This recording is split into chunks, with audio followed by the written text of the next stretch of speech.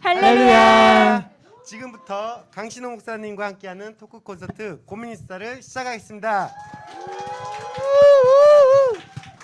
오늘 진행을 맡게 될 강초의 박형욱, 조성관입니다. 이 시간에는 우리 부흥의 청년들이 삶에서 마주하는 신앙의 고민들을 강신호 목사님과 함께 나누고자 합니다. 서로의 고민을 듣고 목사님의 답변을 통해 기도의 방향을 잡고 하나님께 더 가까이 나아가는 시간이 되길 바랍니다. 뜻깊은 시간 더욱 풍성하게 위해 소정의 경품을 준비하였습니다. 질문에 채택되신 분들은 별도로 전달할 예정이고요. 시작 전 응모하신 이름 추첨을 통해서도 경품을 드릴 예정입니다.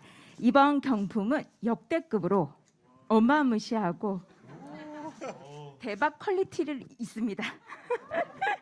끝까지 참여해 주시기 바랍니다. 지금 제 생각에는 행사 시작 전에 경품 한번 쏘고 갑니다. 그래서 제가 구역과 이름을 큰 소리로 호응 빨리 해주시는 한 분 선물 드리고 시작합니다.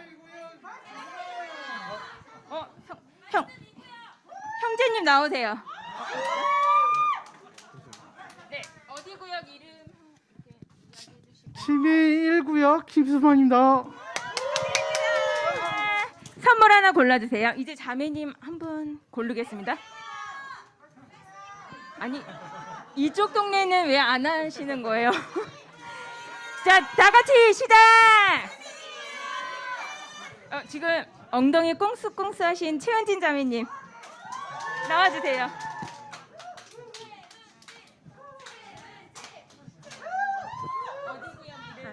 할렐루야, 말씀 2구역 최은진입니다. 경품 골라가세요.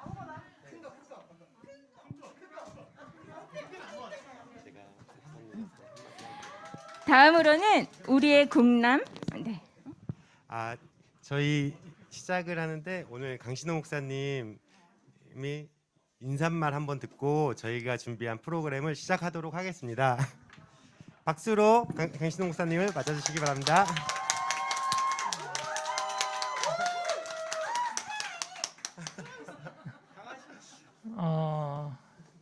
저한테 이제 청장년국 처음 국장 와서 그래서 가장 사진을 많이 찍은 교구가 부흥교구예요.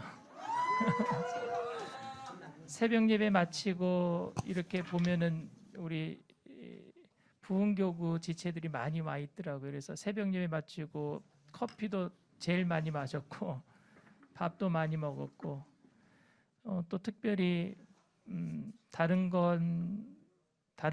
그 어떤 교구보다도 부흥교구가 지금 비전 교구로 제일 빨리 개편해서 그렇게 나가고 있다는 소식도 듣고 있으니 마음이 굉장히 흐뭇합니다. 그런 부흥교구에서 또 이번에 좋은 시간을 마련을 해서 또 서로 대화할 수 있는 이런 시간을 마련해 주셔서 너무너무 감사하고요. 오늘 뜻깊은 자리에 마련해 주신 여러분들께 너무 감사드리고 오늘 서로 간의 이야기를 통해서 서로 이렇게 예수님 사랑 안에서 하나 되는 귀한 시간이 되었으면 좋겠습니다. 감사합니다. 목사님 감사합니다. 다음으로는 우리의 국남 조수종님께서 목사님 소개와 간단한 밸런스 게임을 준비했다고 합니다. 다 같이 출발! 네, 안녕하세요. 부흥에서 용이 된 국남 조성관입니다. 네, 목사님과 함께하는 토크 콘서트가 벌써부터 기대가 됩니다. 간단하게 목사님을 소개해드리고 바로 밸런스 게임 진행하도록 하겠습니다. 네, 여의도 BTS 하나님의 강한 신호 강신호 목사님, 또 기도 인도만 했다 하면 모두가 눈물 철철 은혜의 강을 건너게 한다는 기도계의 황태자 강신호 목사님을 소개해드립니다. 큰 박수로 부탁드립니다. 네. 자, 그럼 지금부터 말씀드린 강신호 목사님을 모시고 밸런스 게임으로 바로 들어가겠습니다. 목사님, 제가 내는 문제를 잘 들어주시고 한 개의 답과 그 이유를 좀 빠르게 답변 부탁드리도록 하겠습니다. 첫 번째 밸런스 게임입니다. 자, 탕수육 드실 때 부먹과 찍먹. 찍먹. 그 이유는요? 짧게. 네. 고소한 게 바삭바삭한 게 좋아요. 아, 맞습니다. 예. 그러면 두 번째 바로 질문입니다. 일주일 동안 신은정 구역장님이 운영하는 땡스프루 과일과 샌드위치 과일청 먹기. 또 일주일 동안 박형우 부총님이 운영하는 부르 3.14에서 피자와 치킨 먹기. 땡프. 네. 그 이유는 박형우 부구역장님 집은 가봤는데 저기 못 가봐서 가고 싶어요. 선생님 빨리 오세요. 와주세요. 일주일 네. 동안 드셔야 됩니다. 일주일 빨리 먹고 와주세요. 글로 갈게요.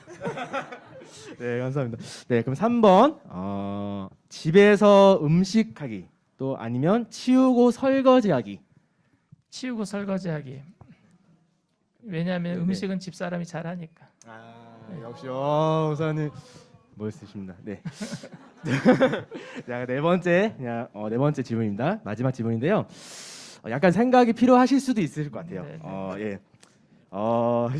10년 동안 한 군데서 사역을 해야 한다면 당 회장님 수행비서 10년, 아니 오마스모교에서 담임 목사 10년. 생각해 주시고 말씀해 주시면 됩니다.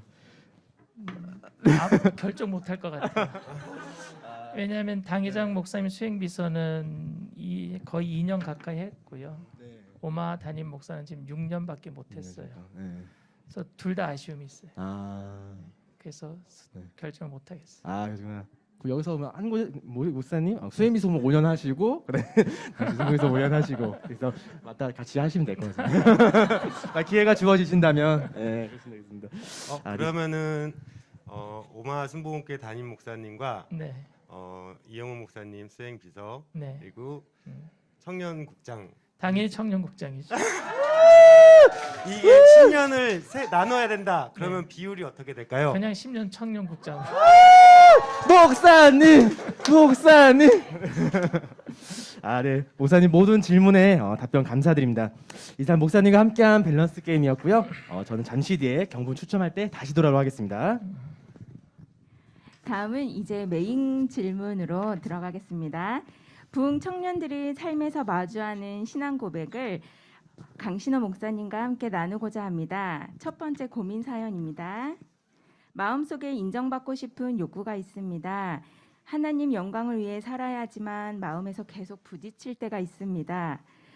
제 입장에서는 직장에서 일을 할 때 시간과 노력이 많이 들어가면 인정받고 싶다는 욕구가 올라올 때가 있더라고요. 그래서 목사님은 이런 고민이 있으셨을까요?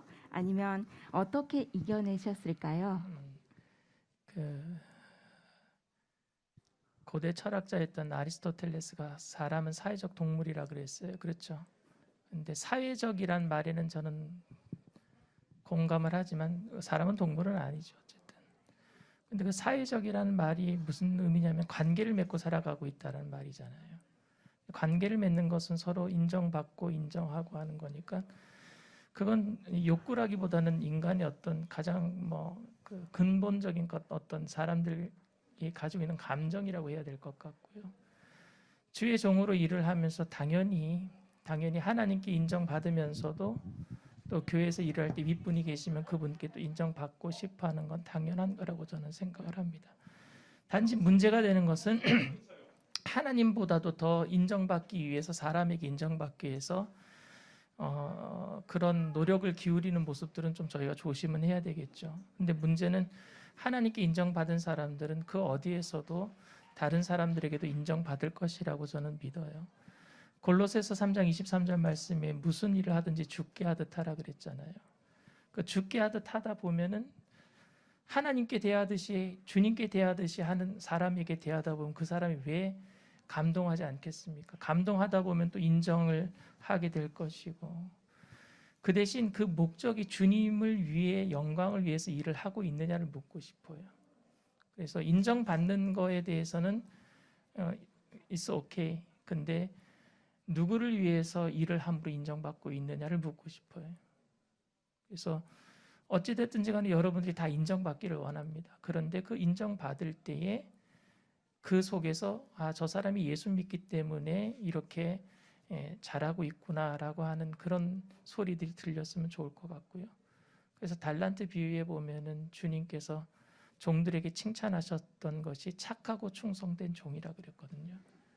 그래서 착하고 충성되게 일하다 보면은 주님께서 인정하시고 또 세상 가운데서 빛과 소금으로 인정받는 삶을 살게 될 거라고 생각합니다. 그래서 여러분들 인정받는 거 너무 갈등, 내가 너무 이렇게 잘하려고 해서 주님 말고 다른 사람한테 인정받는 거 이거 혹시 죄가 아닌가, 그런 거에 대해서 너무 큰 갈등하지 마시고요. 단지 목적을 가지고 주님의 영광을 위해서 살게 되면은 그런 부분에 대해서 전혀 갈등이 이제는 없을 거라고 생각돼요. 답변이 됐는지 모르겠습니다.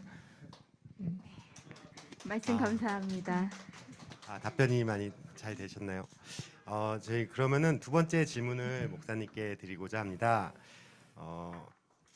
우리는 종종 고난과 실패의 순간을 마주하게 되는데 목사님은 그런 상황이 있으셨을 텐데 어떻게 이겨내셨는지 그 과정이 궁금합니다. 그리고 극복했다고 생각했지만 다시 또 고난과 실패를 겪는다면은 이 기도를 어떻게 해야 될지, 아니면은 올바른 기도라는 게 있을지라고 이렇게 질문을 해주실 거거든요. 네. 딜레이 더 러브라는 얘기 아세요? 뭐냐면은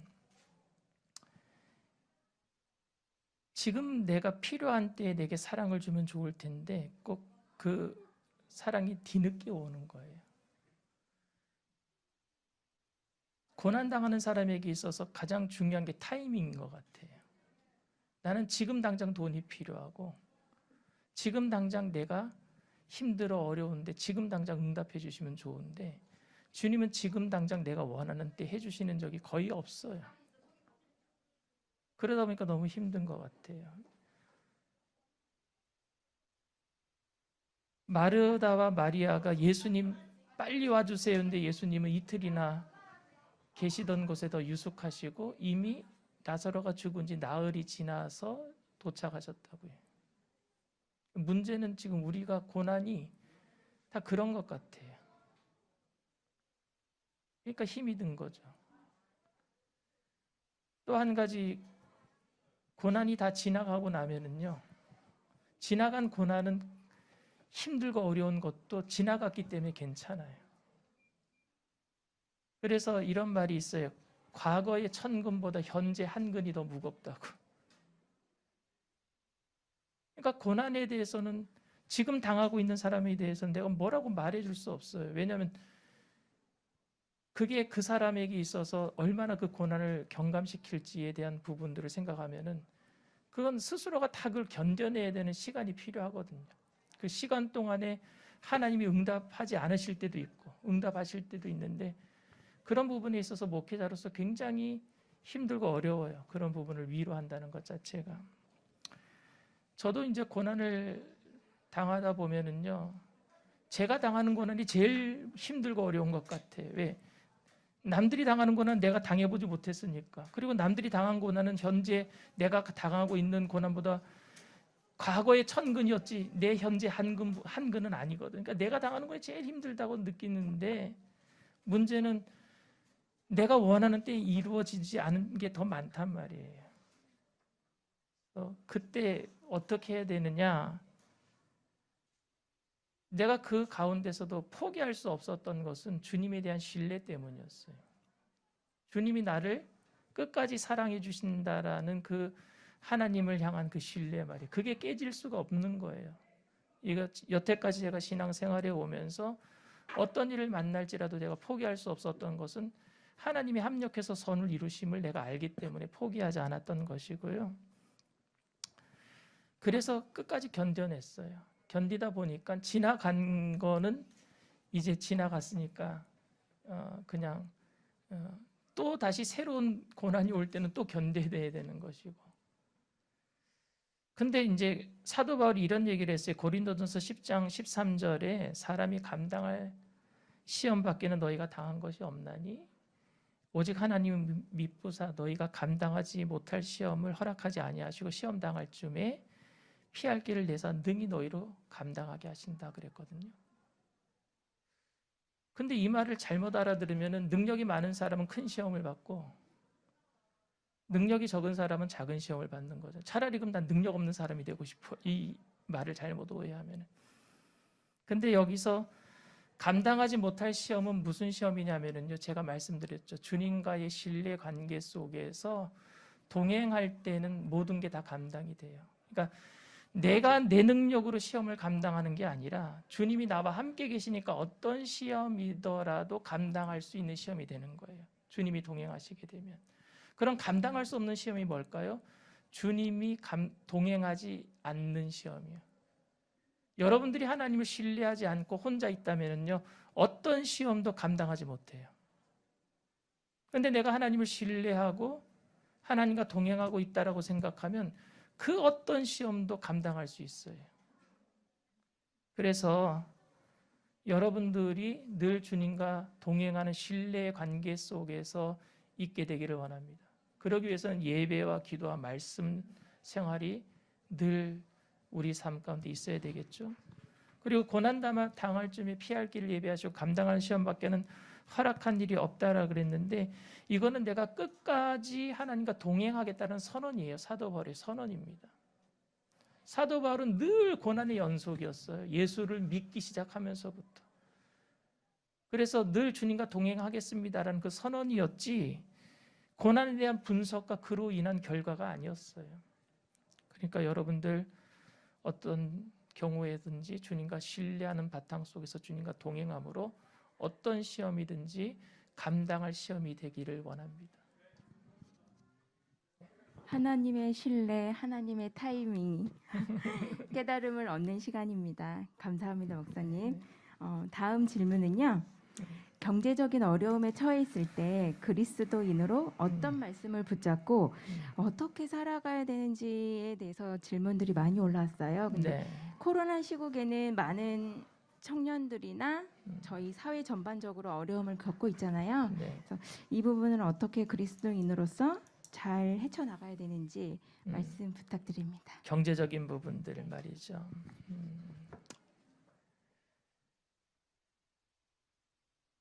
요즘 직장 구하기 힘들죠.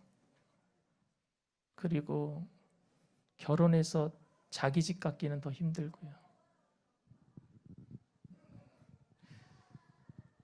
사는 게 점점 좋아져야 되는데 사는 게 점점 힘들어져요. 제가 결혼을 98년도에 했어요. 근데 97년도에 IMF가 터졌거든요. 정말 힘들 때 했어요. 그런데 오히려 그때는 집을 사는 게 편했어요. 왜냐하면 집값이랑 전세 가격이 별 차이가 안 났어요. 제가 2000년도에 98년도에 결혼을 하고 2000년도에 집을 샀어요. 살 돈이 있어서 산 게 아니라 전세 들어가려고 5,300만 원짜리 18평짜리 아파트 전세가 상기동이 있었거든요. 그런데 전세를 들어가려고 전세 자금 융자를 받으려고 했는데 은행 직원이 저한테 그러더라고요. 집을 사래요. 왜요? 그랬더니 집값이 1,000만 원만 더 내면 집을 살 수 있대요. 근데 지금은 그런 집도 지금 몇 억씩 하지, 그죠? 그러니까 못 사요. 점점 힘들어져요. 근데 그런 청년들에게 내가 무슨 말을 어떻게 해야 될까? 살기 힘든 시대를 지금 살고, 저보다 살기 힘든 시대를 지금 살아가고 있는데, 사도 바울이 이런 얘기를 해요. 빌립보서 4장 11절 12절에 내가 궁핍함으로 말하는 것이 아니니라 어떠한 형편에든지 나는 자족하기를 배웠노니 나는 비천에 처할 줄도 알고 나는 풍부에 처할 줄도 알아. 모든 일에 배부름과 배고픔과 풍부와 궁핍에도 처할 줄 아는 일체의 비결을 배웠노라. 그래요. 그 제가 이 말로 여러분들을 위로해야 되나? 어떤 상황에서든지 가난함에 처할 줄도 알고 부함에도 처할 줄도 알고, 그러니까 시대가 힘드니까 여러분들 그냥 그 상황에 처할 줄 아세요? 이렇게 위로를 해야 되나?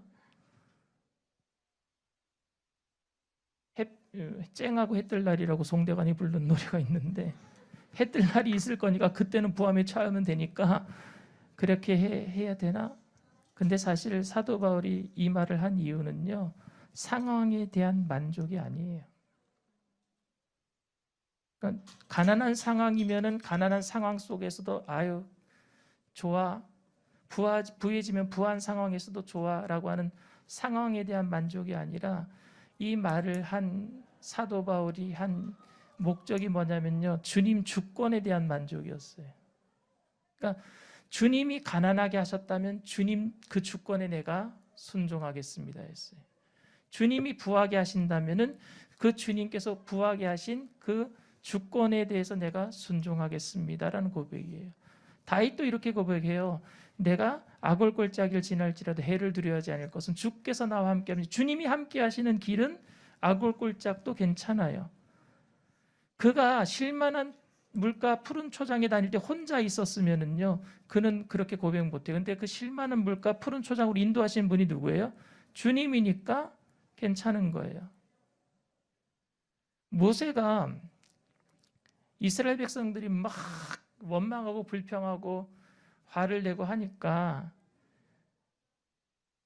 그런데다가 십계명 받고 내려왔는데 금송아지 만들어 놓고 막 난장판을 벌여 놓으니까 십계명을 깨트려 버리죠. 하나님도 화나시고, 그래서 하나님께서 모세에게 딜을 하셔요. 내가 너를 민족 만들어 줄게. 그리고 이스라엘 백성들 내가 불로서 다 심판해 버리겠다. 그때 모세가 아니요, 하나님 그럴 거면은 저를 생명책에서 지워 버려 주세요. 그리고 이 백성들, 하나님께서 이스라엘 백성들 출애굽해 가지고 가나안 땅으로 들일 능력이 없어서 그래서 광야에서 다 죽였다라고 나중에 후세 사람들이 얘기할 수도 있어요. 하나님이 약속 지켜주세요 이렇게 얘기를 해요.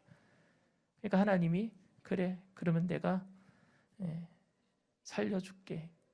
그 대신 나 가나안 안 가. 니네들끼리 가 이래요 하나님이. 그러니까 모세가 감사합니다. 가나안 땅만 들어가면 되니까 감사합니다 이랬어요? 아니요, 모세는 그렇게 얘기 안 해요. 하나님 안 가시면 저도 안 갑니다 이래요. 그건 주권에 대한 만족이에요. 적과 꿀이오는 가나안 땅에 하나님 없이 들어가면 그건 폭망이에요. 그런데 광야에 있더라도 주님이 함께 계시면 그건 뭐냐면요, 대박이에요. 대박. 사도 바울도 똑같은 고백을 하는 거예요. 그런 다음에 유명한 말을 해요. 가난함에 처할 줄도 알고 부함에도 처할 줄 아는 일체의 비결을 배웠노다. 그런 다음에 하는 얘기가 내게 능력 주시는 자 안에서 내가 모든 것을 할 수 있습니다. 이건 뭐냐면요, 내가 능력 받아서 모든 것들을 다 해나가는 걸 얘기하는 게 아니라 주님과 동행하니까 어떤 것도 감당하겠습니다라는 고백이죠. 어떤 것도. 힘들고 어려운 시기를 지나고 있는 여러분들이 주님의 주권에 대해 만족하게 되기를 바랍니다. 하나님이 좋으신 하나님이시기 때문에 합력해서 선을 이루실 거예요. 걱정하지 마시고, 그 안에 기쁨과 평강이 있고요, 그 안에 담대함이 있어서 세상에 그 어떤 일을 당할지라도 마음이 흔들리지 않으니까 세상 사람들이 놀랄 거예요. 여러분들을 보고. 초대 교인들이 그랬어요. 로마 사람들이 그들을 보고 놀랐어요. 왜? 죽음도 두려워하지 않으니까. 왜? 주님의 주권에 대한 만족이 있고 신뢰가 있으니까 어떤 죽음의 길도 괜찮다라고 가는 거예요. 세상이 감당하지 못하는 사람들이 돼야 돼요. 그렇게 되기 위해서 제가 말씀과 기도와 성령 충만하고 노력해 나갈 테니까 여러분들도 함께 같이 그 길을 가시기를 바랍니다. 네. 결국에는 환경과 상황 보지 말고 어려운 상황 속에서도 주님과 동행하고 마음을 지킬 수 있는 우리 부흥 청년들이 되시길 바라겠습니다. 그러면 다음으로는 이제 이렇게 진지한 고민들에 대한 마지막 고민입니다. 우리가 축복을 받으면 이렇게 저희가 고백할 때가 있잖아요. 이 모든 게 주님이 것입니다. 욕심내지 않고 주님만 따르겠습니다. 라고 이렇게 얘기를 하지만은 막상 이제 내일 우리가 어떻게 살아야 될지 이런 걱정 때문에 그런 내 고백과 다른 순종하지 못하면서 살아갈 때가 있는데, 이럴 때 우리에게 해주실 수 있는 말이 있으실까요? 축복을 받으면은요, 그 중요한 것은 축복을 주신 분을 잊어버리면 안 되겠죠.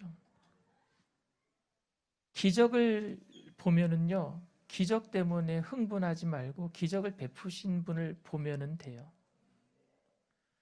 요한복음에 기적들이 많이 나와요.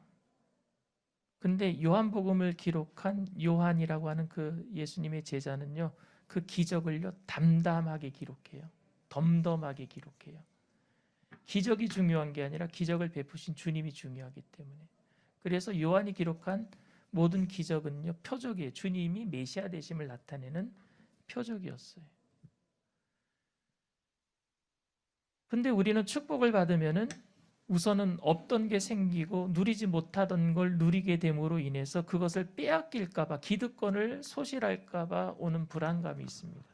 주님을 바라봐야 되는데 그 축복 때문에. 특별히 동방의 의인이라고 하는 욥이 그랬어요. 욥이 엄청난 축복을 받아요. 하나님을 잘 섬겨서 의인이라는 칭호도 받고, 그래서 10자녀, 그 다음에 제가 다 기억을 못하는데 낙타가 몇 마리, 소가 몇 마리, 집에 종들도 얼마나 많은지. 근데 욥이 그렇게 축복을 받고 들어온 게 지금 여러분들 질문처럼 두려움이 들어왔어요. 무슨 두려움이 들어왔느냐? 이거 혹시 실수해서 다 잊어버리면 어떡하지?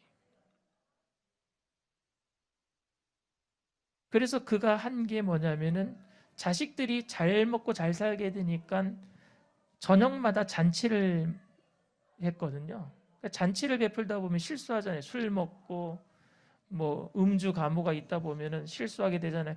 그러니까 아침마다 욥이 한 일이 있어요. 자식의 명수대로 제사를 드려요. 근데 성경 욥기서 1장 읽어보세요. 두려움으로 드렸다 그랬어요. 두려움으로. 그 빼앗길까 봐, 축복 날아갈까 봐. 근데 마귀가 제일 좋아하는 게 뭐냐면 그 두려움이에요. 두려움을 딱 캐치를 해요. 그래서 그 두려움을 캐치를 해서 참수합니다. 하나님 앞에. 주신 거 다 빼앗아 가십시오. 그럼 욥은 하나님 부인하고, 왜? 축복 때문에 살아가는 것처럼 보여졌으니까. 여러분들이 마귀에게 두려움의 노예가 되어서 그 두려움이 마귀에게 밝혀지면 안 돼요. 그러니까 뻔뻔하게 살라는 얘기가 아니라 하나님의 자녀로서 받은 것을 누리면서 살되 그 축복에 눈 마주치지 마시고 더 주님께 눈을 마주치는 연습을 해야 돼요. 그게 가장 필요한 것 같고요. 그리고 좀 제가 또 추가해서 여러분들에게 부탁드리고 싶은 것은, 여러분들이 어떤 기도를 해도 저는 상관이 없다라고 생각을 해요. 복을 받기 위해서 하나님 이것 주세요, 하나님 저것 주세요, 하나님 이것 주세요. 왜냐하면은 하나님은 우리들이 다 큰 어른이 되어서 어떤 것을 선택해서 초이스해서 이것 주세요라고 하는 걸 원치 않으셔요. 왜냐하면 우리는 사실 하나님에 비하면은 우리는 짐승만도 티끌만도 못한 존재잖아요. 우리가 알면 하나님보다 얼마나 더 알겠어요. 그렇기 때문에 어린아이 같은 심정으로 계속 구하는 거예요. 왜? 나는 잘 모르니까. 이것도 필요한 것 같고 저것도 필요한 것 같고, 그래서 막 구하는 거예요. 그러면 하나님은요, 그 구하는 걸 보고 필요한 것 주시고, 구하지 않았음에도 필요하니까 주시고, 그게 좋으신 아버지거든요. 그래서 예수님이 마태복음에 예를 들면서 이렇게 무엇이든지 구해라, 구하라 그러면 얻을 것이요, 찾으라 그러면 찾을 것이요, 두드리라 그러면 열릴 것이요. 그러면서 하는 얘기가, 자녀들이 떡을 달라면 돌을 줄 부모가 어디 있으며 생선을 달라면 뱀을 줄 부모가 어디 있겠느냐. 이 얘기는 뭐냐면은 자녀들은 돌덩이, 그러니까 이 대리석 같은 돌 깨진 거 보면 이게 시루떡처럼 보여요. 제가 어저께 누구랑 얘기를 했는데 어떤 목사님 아들이라 그랬나, 너트를 집어 삼켰대.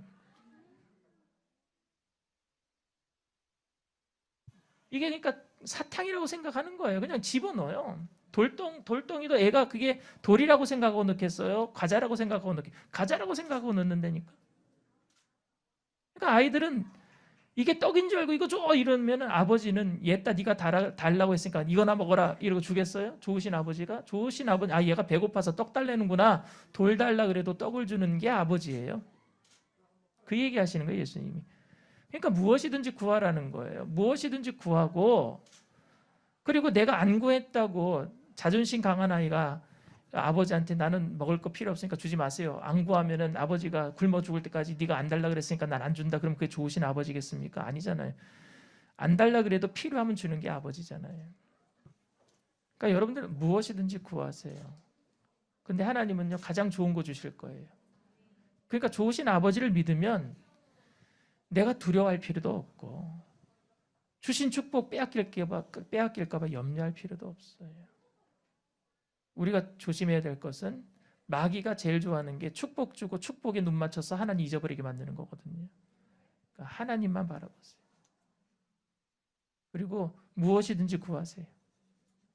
정력적인 기도는 야고보서에서 얘기하는 정력적인 기도, 응답받지 못하는 게 정력적으로 구해서 받지 못합니다라고 얘기한 그 정력적인 기도는요, 그냥 무엇을 먹을까 입을까 마실까 염려하는 그게 정력적인 기도가 아니라, 정력적인 기도는 불순한 기도예요. 불순한 의도로 기도하는 것.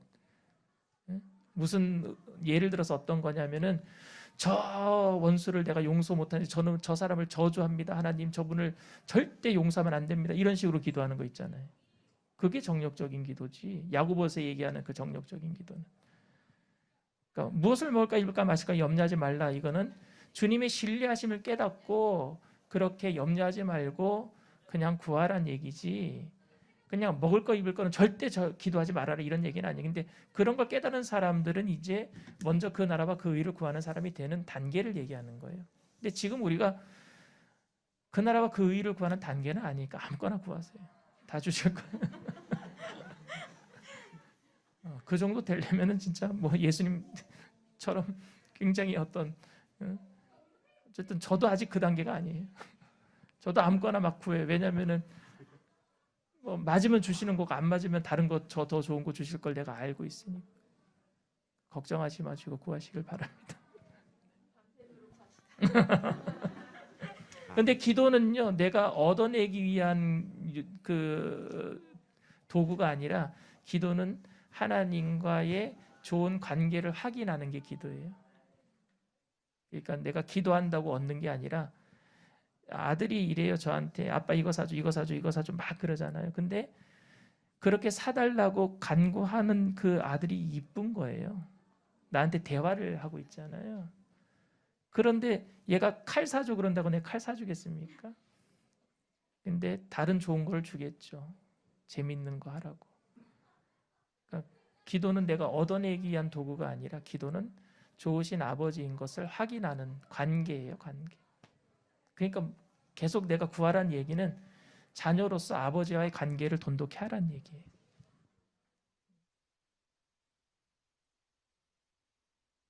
감사합니다. 네. 축복을 주신 분을 잊지 말자, 이렇게 할 수 있겠군요. 네. 저희가 4가지 질문을 저희가 목사님께 드렸는데, 원래 더 많은 질문들을 보내주셨는데 이제 많은 분들이 고민한 것들을 4가지만 골랐어요. 그런데 이제 목사님께서 정말 디테일하게 준비해 주신 것 같아가지고 정말 감사드립니다. 네. 그리고 이제 나머지 저희가 다 하지 못하는 질문들을 뽑기 질문을 통해서 이제 이 자리에서 바로 제가 해보려고 하는데, 뽑아요? 목사님께서 직접 뽑아주시면 됩니다. 그러면은 이거 질문을 한 사람이 여기 있어요? 이게 실명으로 하신 분도 계시고, 네. 근데 이제 실명으로 하지 않으신 분도 계세요. 그러면은 제가 뽑았을 적에 내가 2명을 뽑는 거죠. 제가 2명 뽑을 적에 2분에게는 커피 쿠폰을 드릴게요. 저희 스타벅스 제가 가져왔어요.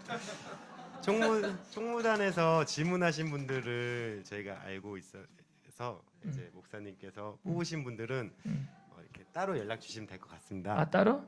이 자리에서 바로 주면 안 돼? 읽어주시면 네. 사연이다 나오시면 나오세요. 창피하면 못 나오는 건가? 그럼 제가 받겠습니다.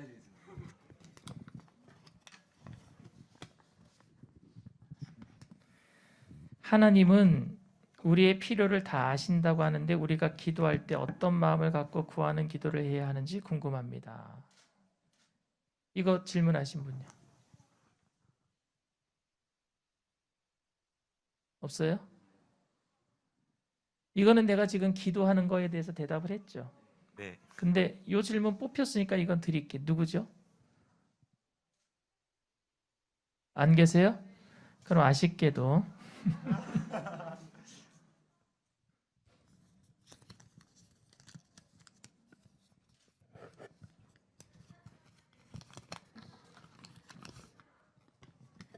주일에도 일해야 하는 직업 특성상 불규칙한 주일 성수로 죄책감이 생깁니다. 직장을 이직해야 할까요?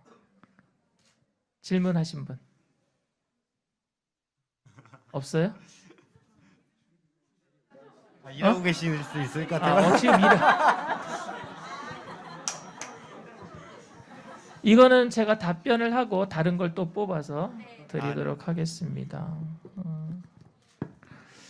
저는 안식일은 토요일이었죠 원래. 근데 주님이 주일날 부활하셔서 안식일의 주인 대신 예수님을 기념하는 날로 주일을 이제 지키는 걸로 바뀌었죠. 근데 어쨌든지 주일과 안식일은 같은 개념이잖아요. 근데 안식일을 거룩하게 지키라 그랬어요. 십계명에. 그럼 하나님께서 첫째 날 일하셨어요. 그렇죠? 첫째 날은 빛이 있으라 하시니 빛이 있었고, 뭐 둘째 날 또 일하셨어요. 셋째 날, 넷째 날, 여섯째 날까지 일하시고 여섯째 날은 사람을 만드셨죠. 그리고 7일째, 제7일째 안식하셨다 이랬어요. 그러면 하나님은 8일째 또 일하셨나요? 여러분들에게 묻는 거예요 지금. 여덟째 날에 또 일하셨나요? 주님은요 7일째 되는 날부터 지금까지 안식하고 계세요. 무슨 얘기냐면은 그 안식은 사랑하는 사람과 함께 있는 시간이에요. 사람들을 위해서 우주를 만드시고 지구를 만드시고 지구의 환경을 만드시고 사람들이 살 수 있는 모든 제반적인 사항들을 다 만드신 다음에 마지막에 사람을 만들고 심히 보시기에 좋았더라 하시고 그 다음 날부터 사람들과 함께 안식하기를 원하셔요. 그러면 안식일은 무슨 개념이에요? 일주일에 한 번 주님의 날이니까 지키는 개념이 아니요. 에브리데이 안식일이어야 돼요. 어디에 있든지 안식일이 되어야 돼요. 일을 해도 안식이고 일을 하지 않아도 안식이어야 돼요. 왜? 주님과 함께 있는 시간이 안식이니까. 여러분들이 천국 가면 영원히 하나님과 살게 됩니다. 그런데 영원이라는 시간을 여러분들 어떤 쪽으로 생각하세요? 시간적인 개념이라면요. 이거보다 진짜 따분한 시간이 없어요. 불교 용어로 말하면 영겁이라 그러는데 영겁은요 수미산이라고 하는 현재 없는 불교에서 얘기하는 산이 있는데 그게 바위산이에요. 세상에서 가장 높은 산이에요. 에베레스트보다 더 높은 산이에요. 근데 그 산이 다 바위산이에요. 그 바위산에 물방울이 하나씩 떨어져서 빵꾸가 나가지고 뚫리는 시간을 영겁이라 그래요. 불교에서는. 근데 여러분 그건 시간적인 개념이고 시간을 창조하신 분이 하나님이세요. 그럼 영원은 그런 시간적인 개념일까요? 아니요. 영원은 그 시간적인 개념이 아니라 영원은 사랑하는 사람과 함께 있는 시간이에요. 저희 집사람이랑 연애할 때에 5시간이 그냥 가요. 30분처럼 가요. 하나님이 뭐라고 말씀하면 하루가 천년같이 천년이 하루같이. 그 얘기는 뭐냐? 사랑하는 사람과 있으니까 그 시간이 너무너무 좋은 거예요. 주일을 거룩하게 지키는 것 중요하죠. 근데 세상 속의 직장인들이 전부 다 주일날 놀고 주일날 다 교회 갈 수 있도록 배려하는 직장이면 정말 좋겠어요. 근데 그렇지 못한 직장들도 많아요. 그런 직장에는 예수 믿는 사람들이 안 가면 그곳에 있는 사람들은 영원히 예수 믿는 사람들을 못 만나요. 그러니까 하나님이 여러분들에게 그런 직장에 보내셨다면 그곳에서 안식하세요. 그곳에서 하나님을 섬기는 사람으로 살아가세요. 그리고 그곳이 변화되는 것을 기대하세요.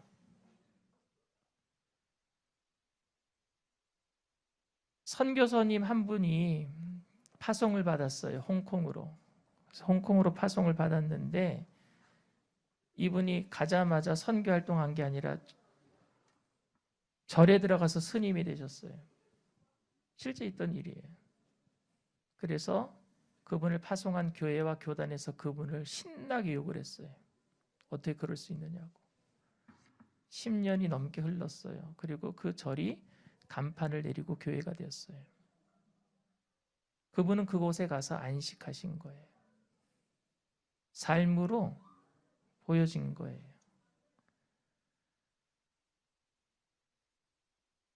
자기 자신을 그렇게 시험해 본 거겠죠. 하나님을 섬기면서 어떻게 살 건지에 대해서 고민도 해가면서. 그러니까 여러분 너무 수동적으로 우리가 반응하는 것보다 능동적으로 세상에 어떤 곳이든지 내가 예수님을 섬길 수 있는 곳이다라는 그런 믿음을 가지고 살게 되기를 바랍니다. 네, 이것만 뽑고 주질 못하니.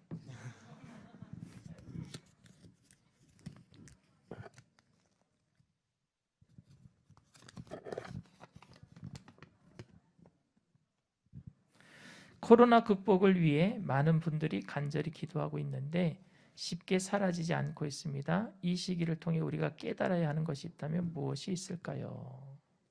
이거요. 이거 질문. 나오세요.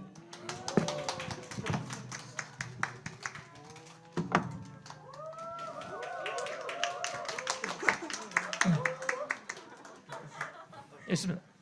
네.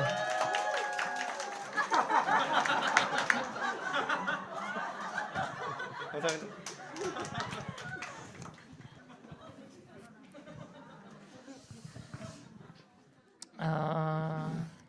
코로나19를 통해서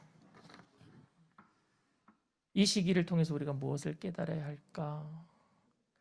여러분 영적인 갈급함은 누가 알려줘서 되는 건 아니고요. 스스로 느끼는 거거든요. 전 세계의 모든 역사가요. 이렇게 계속해서 역사는 반복이 돼요. 근데 어느 한쪽으로 이게 추가 기울면은요. 하나님께서는 그 역사의 추를 또 다른 쪽으로 기울 수 있도록 밸런스를 잡아 가셔요. 근데 그걸 하나님이 움직이시는 건데 세상의 역사에 이렇게 앞장서서 일하는 사람들이 또 그거를요. 하나님이 하시지만 또 사람들을 통해서 역사하시잖아요. 그러다 보니까 그런 일들이 있어요. 근데 이스라엘 역사에 보면은요. 하나님을 잘 섬기다가 하나님을 섬기는 것이 안 섬긴 게 아니라 바알과 아세라를 같이 섬겨요. 그러니까 그들이 가나안 땅에 들어가서 축복을 받잖아요. 그러니까 축복이 어떤 축복이냐면 그들은 400년 동안 종살이 하던 사람이었고 40년 이상을 광야 생활을 하고 가나안 땅에 들어왔어요. 그러니까 40년 동안은 뭐 했는데 400년 동안은 맨날 그 벽돌 만들었고 그리고 40년 동안은 광야에서 목축업을 한 거죠. 그러니까 장막 쳐라 그러면 장막 치고 장막 걷어라 그러면 장막 걷고 그러다가 가나안 땅에 딱 들어왔는데 무슨 문화냐면 농경 문화예요. 그러니까 이동하는 문화가 아니라 몽골에 가면은 게르라 그래가지고 집들이 있고 그런 집에 가서 여러분 농장 봤어요? 소파, 거실 뭐 이런 거 봤어요? 없어요. 그런 삶을 살던 사람이 서울 한복판에 와서 그냥 인테리어가 아름답게 이루어져 있는 아파트 안에서 생활한다고 생각해 보세요. 기가 막힌 거잖아요. 근데 그 가나안 땅에는 토속신이 있었어요. 그게 바알과 아세라예요. 바알은 땅의 신이고 그리고 아세라는 날씨 그러니까 비를 내려주는 신이에요. 그 토속 문화가 있고 토속 종교가 있는데 자기네들이 그 종교적인 행위를 하는 게 뭐냐면은 성창이라 그래서 성스러운 창녀란 뜻이에요. 그래서 성전에 가면은 성창이 있어서 남자와 여자가 관계하는 게 남자 신인 바알과 여자 신인 아세라가 관계함으로 농사가 잘 된다라는 거 풍요의식을 한 거예요. 이스라엘 백성들이 그걸 받아들인 거예요. 왜? 하나님은 목축의 신이라고 생각한 거예요. 광야 생활하는 동안에 하나님이 인도하셨는데 이제 복 받았으니까 다다익선인가 이거 섬겨도 괜찮겠다. 그리고 자기네들이 볼 적에는 아주 구미가 당기는 거예요. 그래서 그 종교적인 간음 행위가 이스라엘 백성들이 하나님 섬기려고 했던 산당 안에서도 이루어졌어요. 그리고 그곳에서 예배도 드렸어요. 그러니 하나님이 말씀하셨어요. 내가 천천의 수양과 만만의 기름을 받을까? 니네들이 소 잡고 양 잡고 하는데 나 예배 더 이상 싫다. 구역질 난다. 예배 못 드려. 안 드려. 드리지 마. 이게 8세기 문서 예언가들이 계속했던 이야기야. 아모스, 이사야, 호세야. 그리고 하나님께서 그 예배를 딱 닫아버리셔서 결국에 이스라엘을 포로로 다 잡아가게 하십니다. 바벨론 포로로. 그리고 70년 만에 그들이 돌아왔을 때 예배가 회복이 되는 거예요. 왜? 못 드렸으니까. 아, 하나님이 이걸 원하셨구나. 진정한 예배가 회복이 되기 시작했어요. 그러다가 또다시 예배가 또 망가져요. 그게 역사에 계속 반복이 돼요. 그럼 오늘 우리 한국교회는 어떻습니까? 우리가 가만히 생각해 보면은 예배를 그동안 자유롭게 드리는데 그 예배 가운데 정말 감동이 있었는가? 주님 앞에 그 열정이 있었는가? 근데 우리는 예배를 드리면서 어떤 식으로 예배를 드렸느냐? 축복받기 위한, 그러니까 내가 더 잘 먹고 잘 살기 위해서 하나님께 무언가 얻어내기 위한 예배를 드리지 않았는가? 그럼 그건 바알과 아세라를 섬긴 것과 똑같은 거겠죠. 저는 코로나19를 통해서 뭘 느꼈느냐 하면은 예배의 회복을 느낀 거예요. 비대면 예배를 통해서 예배를 다시 한번 생각해 보게 되는 것이고, 또 비대면 예배를 통해서 컨텐츠들을 많이 만들어내다 보니까 예배를 드리지 못한 사람들까지도 예배 드릴 수 있는 길이 열린 것이고, 또 그렇게 비대면 예배로 계속 예배를 드리다 보니까 어떤 생각이 드느냐, 다시 모여서 좀 예배를 드렸으면 좋겠다라는 갈망이 또 생기기 시작하는 것이고. 그래서 우리 청년들이 이제는 코로나19가 이렇게 막 더 많이 확산됨에도 불구하고 그 갈망 때문에 예배에 나오고 있다고 생각하고 있고요. 그 예배가 정말로 하나님께 드려지는 예배가 될 수 있도록 저도 더 진심을 다해서 예배를 준비하려고 노력하고 있습니다. 그러면 하나 더 뽑을까요? 아, 예, 좋습니다. 아니, 왜냐하면 이거 줘야 되니까.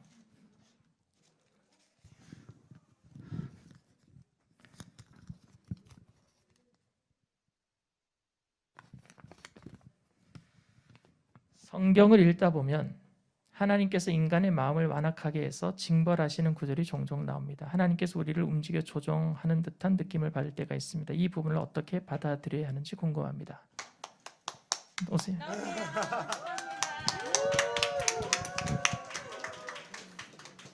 사진. 매미 같네 내가.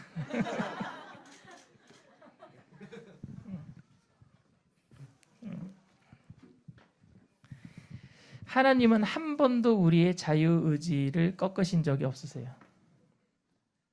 근데 이제 하나님께서 바로의 마음을 완악하게 하셨다. 또 에서는 미워하고 야곱은 사랑하셨다. 이렇게 얘기하는데 그건 하나님이 전지하신 분이기 때문에 그들의 선택을 알고 계세요.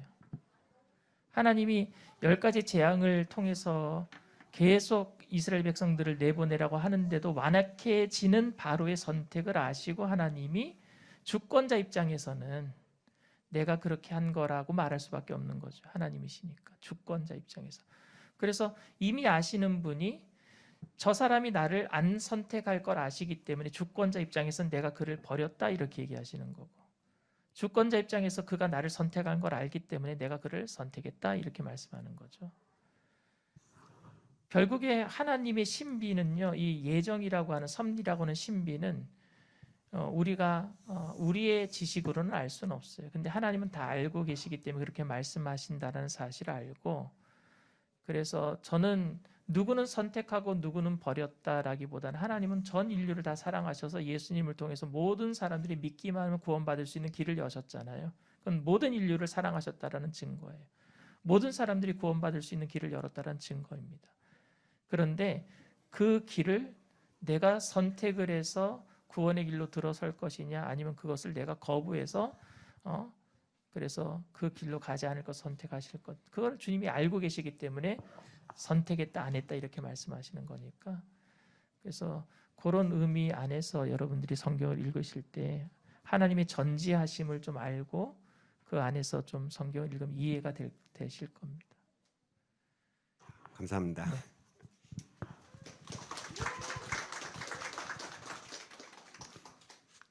여러분이 고민을 되게 많이 보내주셨는데요. 저희가 시간이 많이 없다 보니 다 나누지 못한 것이 정말 아쉽습니다. 그래서 다음에 이런 고민수다 2를 또 진행하면 좋지 않을까라는 생각을 합니다. 아니 뭐 오늘 다들 집에 일찍 가셔야 돼요? 다들 이제 네. 조카도 보고 해야 되니까. 네, 네. 지금까지 이제 목사님께서 답변해 주신 내용을 듣고 혹시 떠오르는 질문이 있으시거나 아니면 이제 미리 작성하지 못하셨던 본인의 고민을 목사님과 지금 이 자리에서 나누고 싶으신 분 혹시 계실까요? 현장에서. 아하. 네네.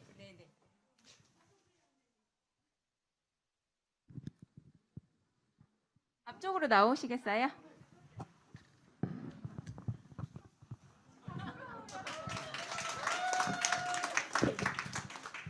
예, 반갑습니다. 저는 기도구역의 하성준 형제입니다. 제가 이렇게 사람들 앞에서 나서거나 말하는 걸 별로 이렇게 좋아하는 사람이 아니라서 제가 지금 굉장히 떨리는데요. 오늘 이렇게 높으신 국장님을 직접 뵙는 자리가 많지 않아서 이렇게 용기를 내서 앞에 나왔습니다.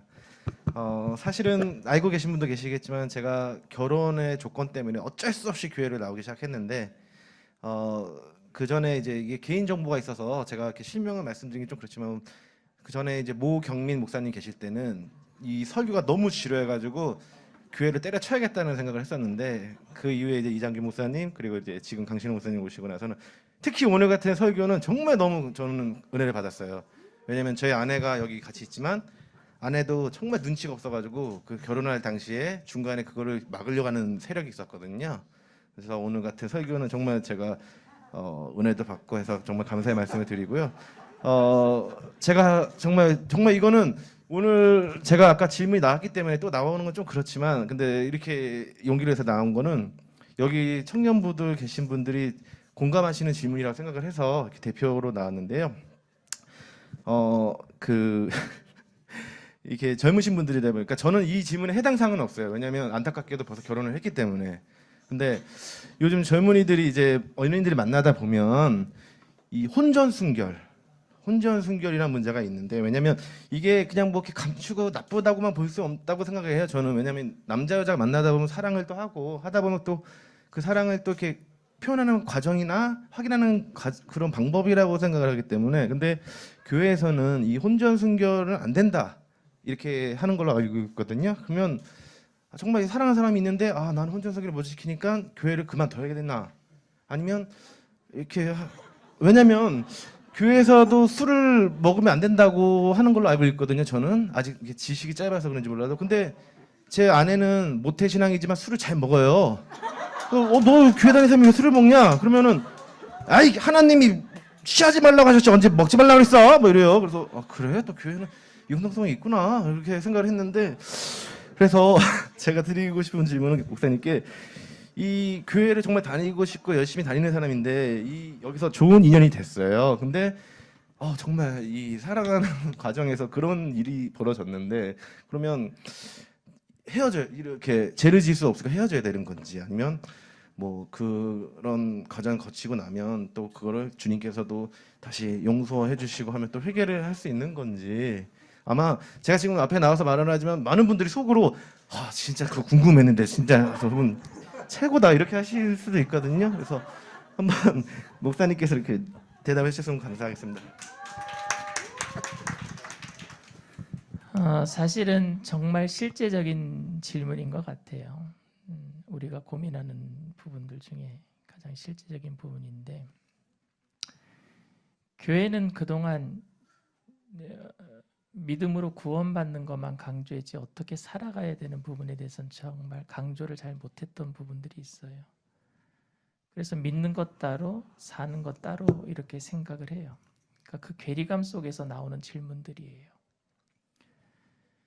믿는 사람들은 정말 예수님을 믿는 사람들은 당시에 믿으면 죽음을 각오하는 행위가 뒤따르는 거거든요. 침례를 받는다라는 것 자체는 침례받는 것은 모든 사람들 앞에서 내가 예수 믿는 것을 공포하는 게 되고 그 다음부터는 표적이 돼요. 예수 믿는 사람으로 공포를 했기 때문에 로마 시민권자였던 사람들은 시민권을 빼앗기고 귀족이었던 사람들은 천민이 되고 예수 믿는 것을 공포했기 때문에 그렇게 되는 거거든요. 근데 그런 사람들의 삶은 그럼 어땠을까요? 믿었다고 공포했기 때문에 완전히 예수님처럼 살아요. 오늘날 교회가 구원받는 것을 너무 쉽게 만들어 버렸어요. 행위로 구원받을 수는 없어요. 오직 믿음으로 구원받습니다. 근데 그 믿음이 주님께서 나를 죽기까지 사랑하신 그 사랑을 내가 안다면은 그 사랑 앞에 내가 과연 함부로 행할 수 있겠는가? 그러니까 믿음은 예수님의 사랑에 대한 응당한 반응이에요. 그 반응이 값싸게 삶의 모습으로 나타날 수 있을까를 여러분들에게 묻고 싶어요. 내가 구원을 안다면, 내가 그 믿음으로 살아가는 사람이라면, 그렇기 때문에 어떤 삶을 살더라도 책임감이 있어요. 그 사랑 앞에. 책임감이 있다 보면은요, 우리의 삶이 하나하나 거룩해져 가는 거예요. 예수님의 모습을 닮아가는 거예요. 지금 당장은 여러분들이 그런 삶이 힘들 수는 있을 거예요. 당장 내가 지금 구원의 감격, 구원의 은혜 이런 것들을 잘 알지 못하니까. 근데 예배를 통해서 그 구원의 은혜, 구원의 감격을 계속 알아가게 될 것이고요. 그러면 옛날에 내가 모르고 지었던 죄들이 너무너무 창피하고 죄스럽고 하나님 앞에 잘못했다라는 것을 알게 될 것이고, 그러면 다시는 죄 가운데 빠지지 않게 될 거예요. 저는 그렇게 되기를 원해요. 모든 분들이, 모든 청년들이. 지금 이런 질문들은 실제적인 질문들이고, 그러나 이 질문에 함정이 있어요. 그건 뭐냐? 믿음과 삶의 괴리감, 그러니까 이원화시키는 거예요. 근데 믿음과 삶은 하나예요. 하나가 되는 사람들은 거룩해질 수밖에 없어요. 저는 술을 먹으면 죄다, 혼전 순결을 지키지 못하면 죄다, 이런 말은 저는 하고 싶지는 않아요. 그런데 그런 것들이 교회 안에서 괜찮을까 싶을 정도로 만들어진 상황이 너무 못내 아쉬워요. 이런 상황들이. 근데 그런 상황들을 만들어준 최고의 사람들은 사실 목사죠. 최고의 책임자들은 목사겠죠. 저희들이 잘못이에요. 구원받은 사람으로서 어떻게 살아갈지에 대한 부분들에 대해서 그래서 제가 계속 설교를 하는 거예요. 그러다 보면 우리의 삶이 하나씩 바뀌어 나가겠죠. 그렇다고 여러분들을 정죄하지도 않습니다. 왜냐하면은 주님이 그 모든 죄를 다 뒤집어 씌시고 과거의 죄, 현재의 죄, 미래의 죄까지 용서하셨으니까. 한 가지 예를 들게요. 옛날에는 화장실이 푸세식이었어요. 그래서 제가 초등학교 1학년 때 저희 집이 이렇게 가족들이 모여 사는 집성촌처럼 그렇게 거기 집이 있었는데 거기에 공동 화장실이 있었어요. 근데 그 공동 화장실은요, 잘못하면 빠져요. 잘못하면. 근데 거기에 빠진 사람을 깨끗이 씻어 놓으면은요, 되게 시원하겠죠. 여러분 똥똑이라고 올라봤어요? 저는 안 빠져봐가지고. 근데 동네에서 빠진 사람 봤는데 불구스름하게 막 올라해요. 근데 깨끗이 씻어 놓으면요, 그 가렸던 부분들이 다 상쾌해지고 너무너무 좋습니다. 근데 그 좋은 기분 때문에 또 똥뚝간에 빠질 사람이 있겠어요? 내가 죄를 회개하고 하나님께서 씻어주신 것이 너무 좋아서 또 똑같은 죄를 짓겠느냐 말입니다. 거룩함은 그렇게 다시 똑같은 죄를 범하지 못하도록 만듭니다. 그래서 여러분들 지금 상황에서는 제가 여러분들이 고민하고 있는 부분들에 대한 이것이 죄다 아니다라고는 얘기할 수는 없을 거예요. 왜냐하면 제가 판단자는 아니니까 어떤 상황에서 어떻게 벌어지는 일인지 제가 더 정확하게 잘 모르니까. 그러나 여러분들이 믿음과 삶이 하나가 될 수 있도록 제가 노력해 나갈 것이고 그 속에서 여러분들 스스로가 주님 앞에서 바로 설 수 있는 그런 판단력을 가질 수 있도록 저도 기도하고 특별히 그 술에 대해서는요. 술은 사람들 이렇게 모였을 때 기분을 좋게 하고 또 굳어진 몸을 릴렉스 시키는데 또 일조를 하긴 해요. 그래서 기장 쪽인가 기독교 장로회 쪽에서는 목사님들이 술을 먹기도 하고 또 거긴 자유주의 신학자들도 있어서 담배도 피기도 하고 그런다 그러더라고요. 근데 우리나라에서 선교사님들이 들어오면서 술과 담배를 주초 문제를 심각하게 신앙 문제와 이렇게 이야기를 함께 했던 이유가 있어요. 왜냐하면 당시에 농번기 때는 괜찮은데 농한기 때 겨울 되면은요 사람들이 고스톱치고 섰다 하면서 맨날 말술을 마시고 그리고 20살도 안 된 아이가 담배를 입에 물고 그러고 있는 모습을 선교사님들이 본 거예요. 그래서 예수 믿으면 이거 하지 말아야 된다라고 한 거였거든요. 근데 다른 나라에서는 그렇게 심하게 안 하니까 예수를 믿어도 저 독일이나 프랑스나 이런 데는 맥주를 맨날 마셔요. 포도주를 맨날 마셔요. 근데 그거는 상황에 따라 좀 틀린 것 같은데 문제가 근데 우리나라 같은 경우에는 이게 네가 죽느냐 내가 죽느냐고 마시니까 아마 그 민족성인 것 같아요. 근데 그런 문제도 있고 그리고 술을 한두 잔 마시고 그만두는 사람은 별로 없어요. 취하기 위해서 또 마시고 또 마시고 그다음 필름이 끊겨버리잖아요. 그럼 건강상에 엄청난 문제가 생깁니다. 제가 술을 안 마셔봤기 때문에가 저도 술을 마셔봤고 담배도 펴봤어요. 근데 이게 건강상이 너무 안 좋아요. 건강상이 안 좋다 보니까 예배드리는데 차질도 생기고 그래서 여러분들의 건강을 위해서라도 그래서 이런 부분들에 대해서는 여러분 스스로가 하나님을 만나면서 하나하나 정립해 나가시면 좋을 것 같습니다. 제가 시원한 답변을 드리지 못해서 죄송하고요. 하성준 형제님의 질문으로 이제 술, 담배 문제까지 목사님의 답변을 들을 수 있었던 것 같습니다. 질문해주신 하성준 형제님 나오셔서 선물 하나 뽑아 가시면 될 것 같아요. 근데 믿음과 삶의 기준점만 있으면 이 안에서도 건강하게 연애를 할 수 있을 것 같다는 생각이 듭니다. 좋은 질문 감사합니다. 지금 와이프 얼굴이 지금 굉장히 안 좋은데요. 술을 자기는 가끔 한 캔만 먹을지 말술을 먹는 거 아니라고 꼭 말을 해달라고 지금 오늘 집에 가면 큰일 났네. 머리 진짜 배. 근데 유머를 위해서 말씀하신 걸 아실 거예요. 감사합니다. 감사합니다.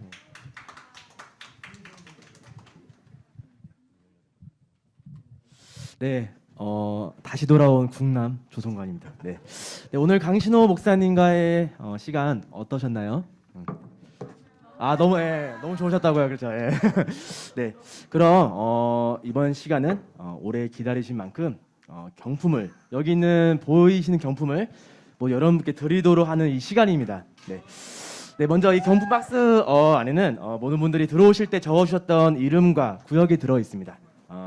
일단 목사님께서 잘 섞어 주셔서 먼저 한 5개, 5개 뽑아주도록 하겠습니다. 뽑아주시면 제가 이름을 불러드리겠습니다. 찬양구역 이재학 형제님, 그리고 전도새 가족구역 현은진 자매님, 기도구역 배영섭 형제님, 스포츠구역 안동찬 형제님, 말씀 1구역 이진호 형제님 나와주세요. 네, 앞으로 나와주셔서 선물 경품 가져가시면 됩니다. 다시.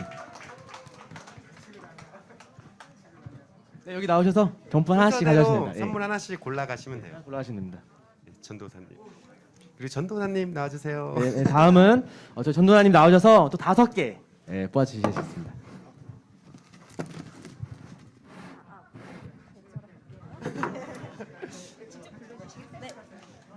스포츠구역 최광일 형제님, 네, 지금 바로 나와주셔서 감사합니다. 경품 가져가시면 됩니다. 말씀 1구역 조용석 형제님, 축하합니다. 말씀 2구역 장혜선 자매님,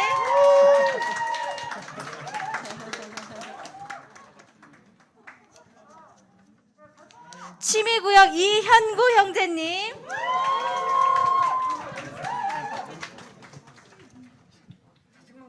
네, 마지막입니다. 말씀 1구역 권혜진 자매님, 오늘 말씀 1구역 로또입니다. 그러면 사회자가 3개씩 뽑을게요. 아직 저희 너무 많이 준비했는데 많이 남아가지고 근데 겉모양을 보면 뭐가 남은지 좀 알 것 같긴 한데 그래도 뽑아보겠습니다. 독서구역 곽혜정 자매님,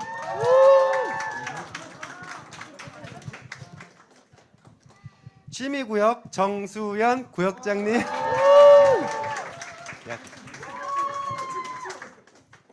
그리고 기도구역 최미라 구역장님. 제가 2개 더 뽑을게요. 취미 2구역 권세진 자매님,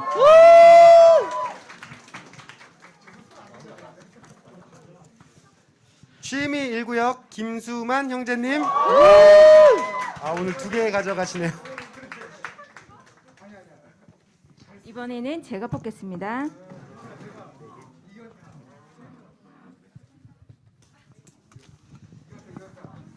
성교구역 박아름 구역장님,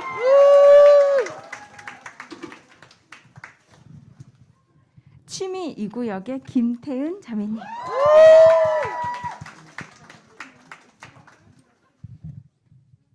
기독교 문화탐방의 류미진,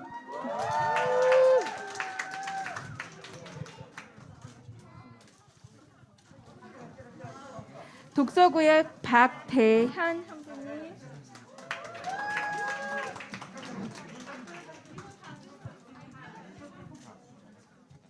치묘 1구역의 장두환 형제님,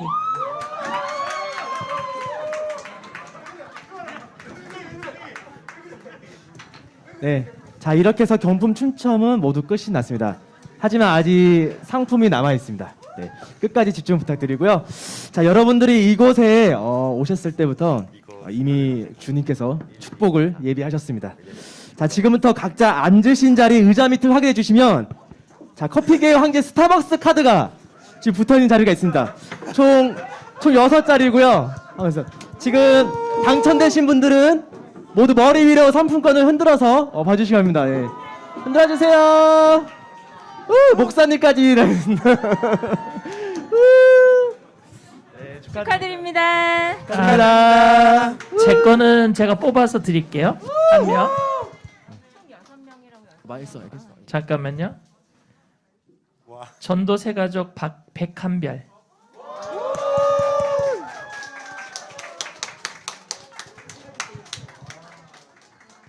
세가족이 안 뽑혔는데 그죠? 네. 네, 축하드립니다. 네. 지금 저희 스타벅스 기프트 카드는 총 6개가 있거든요. 근데 혹시 아직 남아 있는 것 같은데 빈자리에도 한번 확인해 보시면은 먼저 가져가신 분들이 임자가 되겠습니다. 혹시 지금 받으신 의자 밑에 받으신 분도 한번 손 한번 들어봐 주실까요? 손. 자, 한 분, 두 분, 손 들어주세요, 손. 네. 세 분. 자, 두 분 더 계셔야 되는데, 두 분. 여기 한 분에. 자, 마지막 한 분. 네. 없으실까요?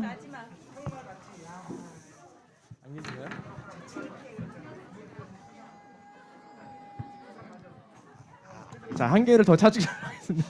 아, 저희는 끝나고 나서 네, 마지막 분은 저희가 따로 찾도록 하겠습니다. 네. 오늘 하나님의 강한 신호 강신호 목사님과 함께하는 토크 콘서트 어떠셨어요, 여러분? 반응이 더 크게 어떠셨어요? 지금까지 부흥교구 청년들의 고민을 들어주시고 정말 세심하게 답변해주신 목사님께 정말 감사드리고, 여러분도 마음속에 담아두었던 고민들을 나누면서 기도의 방향을 잡고 하나님께 더 가까이 나아가는 시간이 되었으면 좋겠습니다. 네, 귀한 시간 마련해주신 목사님께 다시 한번 감사드립니다. 목사님이 부흥 청년들을 또 이렇게 기억해 주시고 또 다음 기회에 함께하는 시간 마련하면 또 와주실 수 있는지 이 자리에서 약속해 주실 수 있을까요? 네. 목사님 감사합니다. 네, 끝으로 그럼 목사님의 소감 한마디와 또 기도로 마무리하도록 하겠습니다.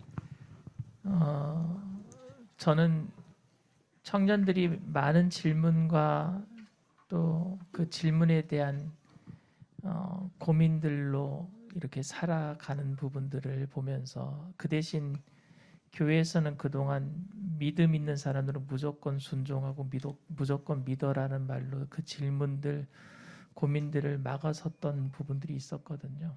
그래서 그런 부분들에 대해서 너무 죄송하게 생각하고, 앞으로 어떤 고민이든지 어떤 질문이든지 여러분들이 해주시면 저도 그 고민과 질문들을 같이 마음에 품고 한 마음으로 같이 가도록 할 테니까, 질문한다고 여러분들이 믿음이 떨어지는 것도 아니고, 질문한다고 여러분들이 그냥 불신자처럼 원망불평하는 사람들 아니니까 어떤 질문인지 계속해서 해주시고, 그것으로 인해서 우리 교회 청년들의 작은 문제라도 터치해서 그 사랑 안에서 하나 되는 귀한 역사 이루시기를 부탁을 드립니다. 네. 기도하겠습니다. 사랑과 은혜가 풍성하신 좋으신 하나님, 은혜를 감사합니다. 오늘 카리스 부흥교구를 통해서 함께 우리가 질문을 나누고 그 마음을 서로 나누었습니다. 주님께서 위로하여 주시옵시고, 주님께서 또 최종의 재판장이 되시오니 주님께서 우리의 모든 삶을 아시오니 가장 좋은 곳으로 합력해서 선을 이루시는 좋으신 하나님을 믿고 신뢰하는 관계 속에서 주님께서 우리를 아버지 판단하시는 그날까지 끝까지 포기하지 아니하고 온유 겸손한 모습으로 예수님의 모습을 닮아가는 우리 카리스 부흥교구 청년들 다 되게 하여 주시옵소서. 돌아가는 발걸음 위에도 하나님 성령님께서 동행하시고 기쁨과 평강이 넘쳐나게 하실 줄 믿고 감사하며 예수님의 이름으로 기도드립니다. 아멘.